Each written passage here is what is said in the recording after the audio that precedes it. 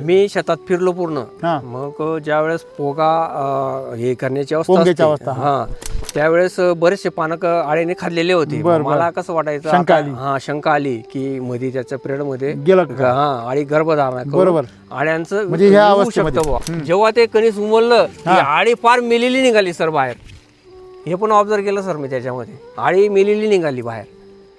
जी आळी खाऊन खाऊन पोग्यामध्ये दाबली गेली ना ती मेलेली निघली सर बाहेर. सांगा बरं का बरं मेली ती? त्या गळा दाबला सर. नाही, ह्या झाडामध्ये जी प्रतिकार शक्ती आहे, म्हणजे पीक सुद्धा स्वतःला वाचवण्याचा प्रयत्न करतं, हे लक्षात ठेवा. आणि तिचा पण एक छोटासा हिस्सा राहतो. आपल्या पिकाचं म्हणजे वैदिकचं पीक आहे, आपल्या पिकाचं आळी फार तर पान खाऊ शकते. काय खाऊ शकते? पान. तिला अधिकार आहे आपल्या पिकं खाण्याचा, कारण निसर्गाचा नियम आहे.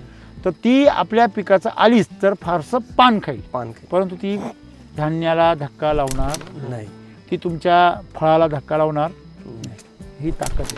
का बरं? कारण फळ हे ताकदवर राहतं, त्याच्यामुळे ते धक्काच लावू शकत नाही. म्हणजे हे अनुभव आला तुम्हाला इथे. मला सांगा, जर अशा प्रकारे जर ज्वारी पिकायला लागली प्रत्येक शेतकऱ्याची, तर ज्वारीचा शेतकरी तरी गरीब राहील का?